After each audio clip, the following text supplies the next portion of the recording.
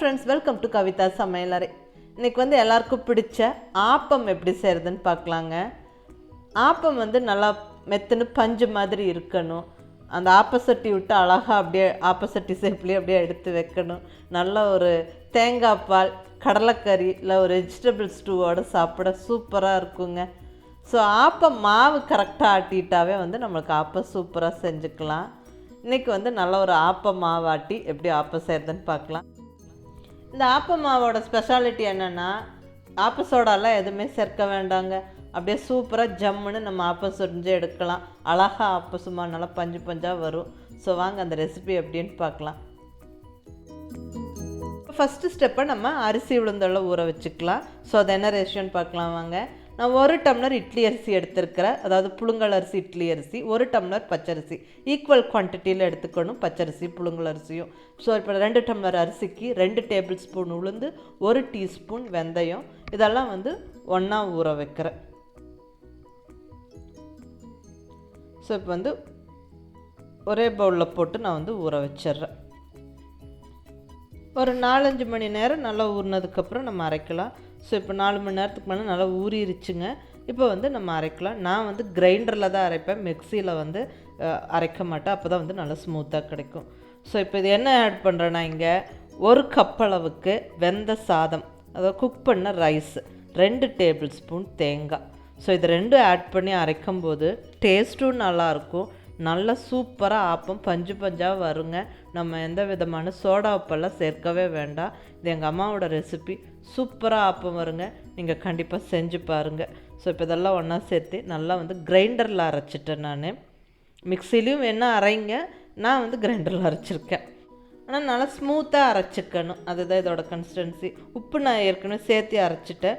So இதை வந்து புளிக்கிறதுக்கு வச்சலாம். ஒரு 7-8 மணி நேரம் நல்லா புளிச்சதுக்கப்புறம் ஆப்பம் செஞ்சால் தான் வந்து நல்லாயிருக்கும். ஸோ இப்போ 8 மணி நேரத்துக்கு மேலே ஆகிடுச்சு, நல்லா வந்து புளிச்சிருச்சு.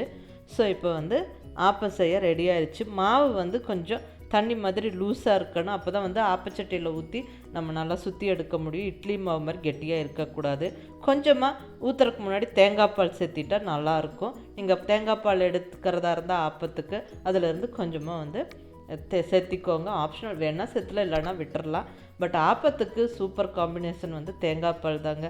அதுவும் ஃப்ரெஷ்ஷான தேங்காவை வந்து உடச்சி நம்ம பால் எடுக்கும்போது தான் வந்து நல்ல தேங்காய் பால் கிடைக்கும். ஒரு 2 தடவை திரும்ப அந்த தேங்காவை அடித்து நம்ம பால் எடுத்துக்கலாம். தேங்காய் அரைக்கும் போதே வந்து ஒரு 2-3 ஏலக்காவை சேர்த்து அரைச்சிக்கிட்டோம்னா நல்லா வாசனையாக இருக்கும். அதே மாதிரி ஒரு வார்ம் வாட்டரில் நம்ம அரைக்கும் போதும் தேங்காய் பால் நல்லா கிடைக்கும். ஸோ இப்போ வந்து நல்லா தேங்காய் பால் புழிஞ்சு எடுத்துக்கிட்டு அதில் சர்க்கரை போட்டு நம்ம வந்து கலக்கி எடுத்து வச்சுட்டா ஆப்பத்துக்கு சூப்பரான காம்பினேஷனுங்க. ஸோ நீங்கள் அதுவும் ட்ரை பண்ணுங்கள். ஸோ இப்போ இங்கே தேங்காய் பால் ரெடி ஆகிடுச்சு. ஸோ இப்போ நான் வந்து ஆப்பம் செஞ்சு பிளேட்டிங் பண்ணுறதுக்கு பிளேட்டும் ரெடி பண்ணிவிட்டேன். இங்கே கடலைக்கறி செஞ்சு வச்சுருக்கிறேன், கடலைக்குழம்பு. ஆப்பத்துக்கு இது ரொம்ப நல்லாயிருக்கும். அந்த ரெசிபி வேணும்னா எனக்கு கமெண்ட்டில் சொல்லுங்கள், அடுத்த ரெசிபியாக அதை நான் போஸ்ட் பண்ணுறேன். ஸோ இப்போ இங்கே எல்லாம் பிளேட்டிங் ரெடி ஆகிடுச்சு. ஆப்பசட்டி வச்சாச்சு. அது நல்லா சூடாகணும். சூடானதுக்கப்புறம் வந்து ஆப்பம் ஊற்றும் போது நல்லாயிருக்கும். ஸோ இப்போ வந்து ஆப்பச்சட்டி சூடாயிருச்சு. நல்லா ஒரு ஃபுல் கரண்டி மாவு எடுத்து ஊற்றி இப்படி அழகாக மெதுவாக இப்படி சுற்றி விடணும்.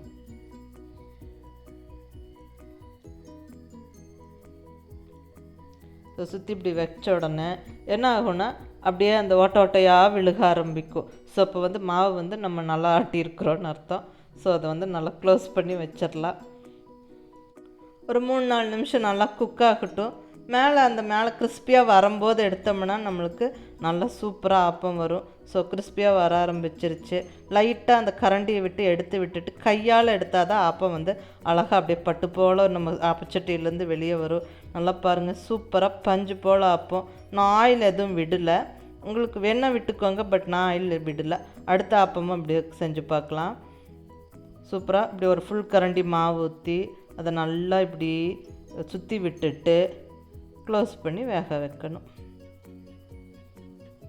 வச்சு அந்த பபிள்ஸ் வரும்போது க்ளோஸ் பண்ணி விட்டுட்டு ஒரு 4-5 நிமிஷம் கழித்து அந்த மேலே கிறிஸ்பி ஆகும்போது எடுத்தோம்னா சூப்பராக வந்துடும். மேலே கிறிஸ்பியாக ஆரம்பிக்குது. லைட்டாக கரண்டியை ஒரு சைடு விட்டு அப்படியே கையால் தான் எடுத்துக்கணும்.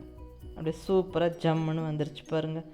ஸோ ஆப்ப சோடா அதெல்லாம் சேர்க்காமையே சூப்பராக பஞ்சு பஞ்சாக ஆப்பம் செய்யலாம். இப்படி வந்து மாவு அரைக்கும் போது இந்த ரேஷியோவில் அரிசி உளுந்து ஊற வச்சு கொஞ்சம் சாதமும் அந்த தேங்காயும் சேர்த்து அரைச்சி பாருங்கள். டேஸ்ட்டும் சூப்பராக இருக்கும். நல்லா பஞ்சு பஞ்சாக ஆப்பம் வரும். ஸோ செஞ்சு பார்த்துட்டு உங்கள் ஃபீட்பேக் சொல்லுங்கள். பிடிச்சிருந்தால் லைக் பண்ணி ஷேர் பண்ணி கமெண்ட் பண்ணுங்கள். கவிதா சமையலறை சப்ஸ்கிரைப் பண்ணி என்னோடய மற்ற ரெசிபீஸும் வீடியோஸும் பாருங்கள். தேங்க்யூ.